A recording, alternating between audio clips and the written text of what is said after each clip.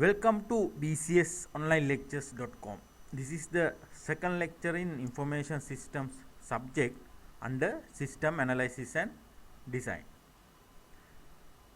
In today's lecture, we will learn about stages of software development life cycle, task and deliverables of software development life cycle stages, then introduction to system development methods and design models, and finally we will discuss about role of system analyst. In the previous lecture you get an idea about software development life cycle. Now let's discuss about that in more detail.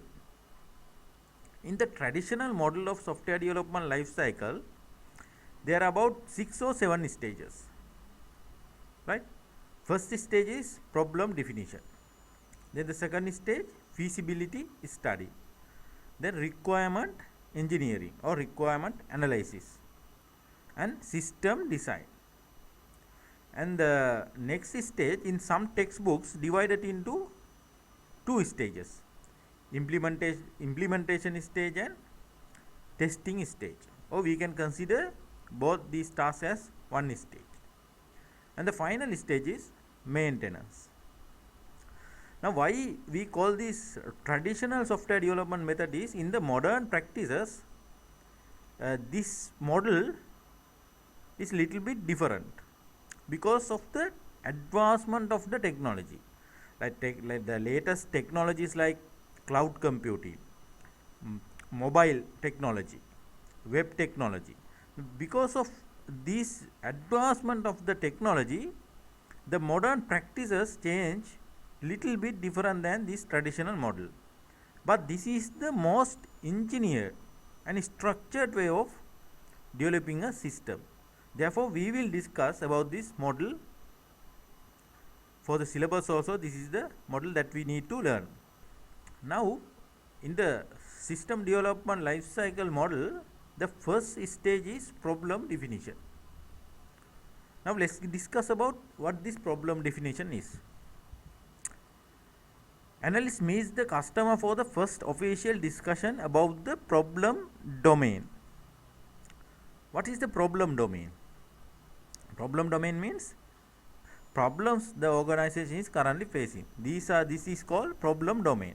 The system analyst need to understand what are the problem, or we call problem domain. Domain means territory, collection. So problem domain means problem collection, right? In this stage the analyst tries to understand current problems and why need a new system. This is the first discussion that a system analyst having with the customer, right? Generally with managers and CEOs, they are going to have a official meeting and then discuss about why you need a new system, what are the problems that you are currently having. So they may have a computerized system already in the process. Present information system may be outdated, so they have new requirements, therefore they need to go for a new system. Or they may have facing problems sometimes.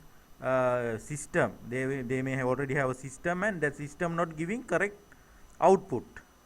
There are problems in the system, therefore they need to go for a new system. Maybe they don't have a computer system at all, therefore they need to go for a new system because of the practical issues, because without a computer system they need to manually handle all the operations, no? So therefore they need to go for a new computer system. So these situations the system analyst needs to understand, right? After the first meeting there will be few another casual conversations. Now system analyst going to meet the customer and having an initial meeting with key personnel in the organization. But after that, to further understand the problems and the situation, system analysts need to understand the current operation as well. So to do that, system analysts need to sometimes call other managers, some the ground level employees, right, or send an email asking few questions with the CEO, chairman or other managers. So the system analyst need to further clarify what are the problems and situation in the current operation, right? So after that, after this initial discussions, system analyst will produce a document, right? This document need to include these things. What are the things? Problem of the current operation of the system. So in the report, system analyst need to mention, okay, now these are the problems that I identified in your current operation or current system. Then need to state objectives of the new proposed system, right? What kind of solution will give in the new proposed new system? What are the problems or solutions that you will be getting, right? Then need to indicate scope and the size of the project. What is the scope and the size? How long will it take, right? How many days will it take to develop system? All these figures are not precise, right? These are just casual figures given by the system analyst according to his or her experience, right? Then ideas for the new system. The system analyst need to give some suggestions, right? New ideas depend on his or her experience and knowledge. If you can include these features in your system, that will be beneficial for your organization. So need to mention some ideas, right? Then recommendations for the next stage. This is not a very comprehensive, very detailed document, only contain only few pages, right? And this analysis also not a very deep one. Most of the time it depends on the system analyst experience. The system analyst won't take much time in preparing this type of reports. This is the first initial document that need to understand whether to proceed with the development or go for alternative solutions. Right, next stage is feasibility study. In the previous stage, problem definition is just a casual document produced by the system analyst to the customer, that customer can understand whether new system is okay to proceed.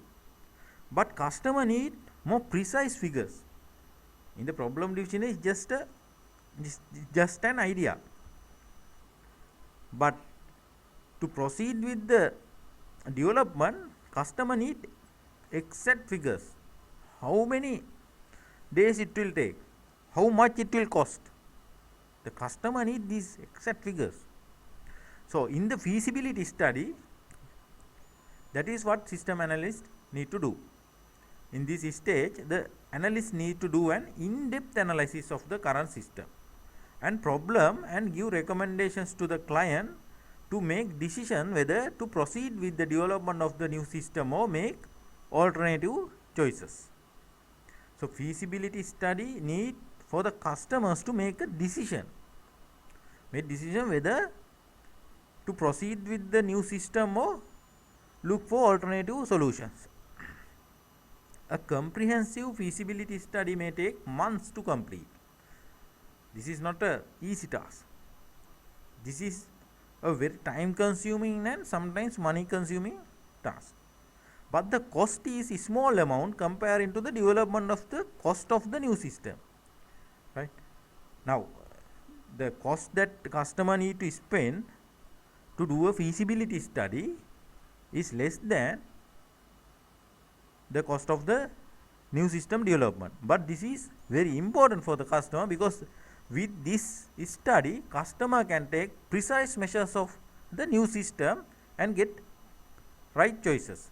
With a good feasibility study, client can take risk-free decision about the new system development.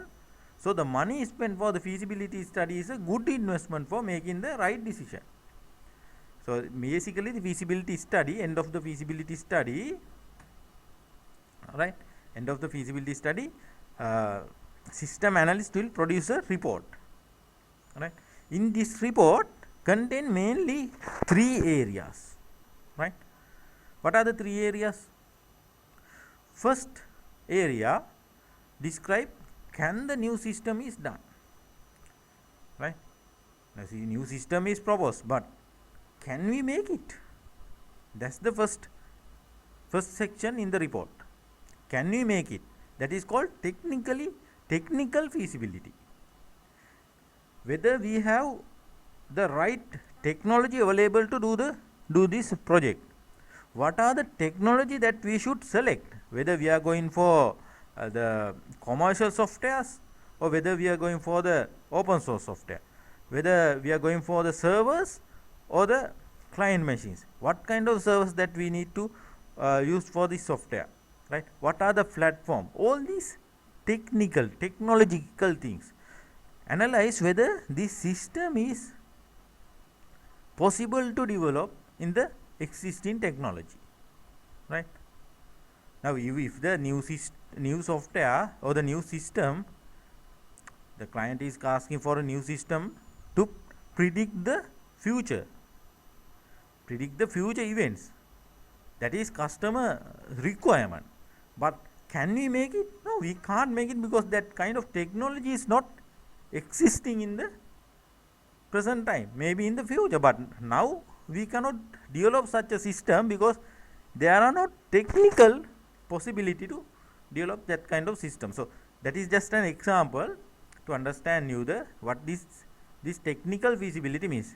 We analyzed technically whether we can produce the system, right? In the next section, this is the most important and most interested section for the customer: financial feasibility. Is the new system affordable? Can we afford the new system, right? So the system analyst will produce, okay, now these are the features that you want, and finally customer has to pay for the system, no?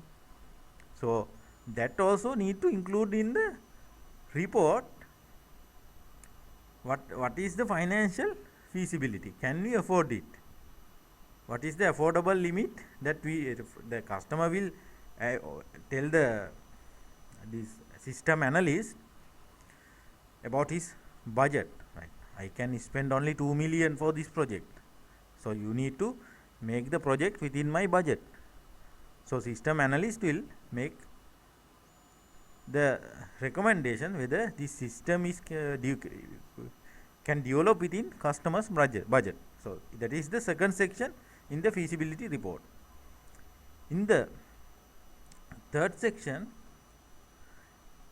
is about operational feasibility, right?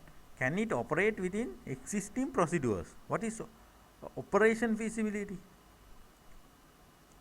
Whether now we are going to develop a new system, whether our existing employees are capable or knowledge enough to handle the system, whether we need to hire new people, whether our existing people like to to involve in the new system development, right?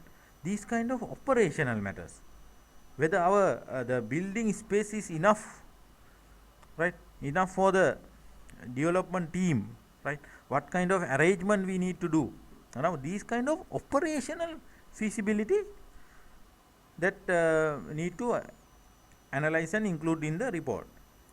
Now the feasibility report generally contain, right, in the written report, first is introduction to the project, right?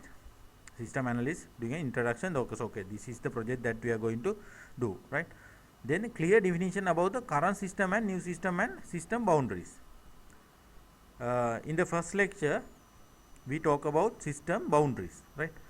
This is the stage that we need to identify what are our system boundaries are, right? Depending on the technology, what is our boundary?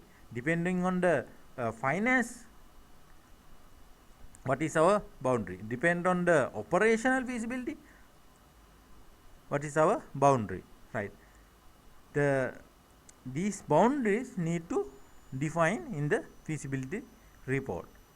Then requirement for the new system. What kind of hardware that we need to buy, right? What kind of human resource that we need in additionally to maintain the system, whether we need to hire a system administrator or whether we need network technicians. So what are the requirement for the new system?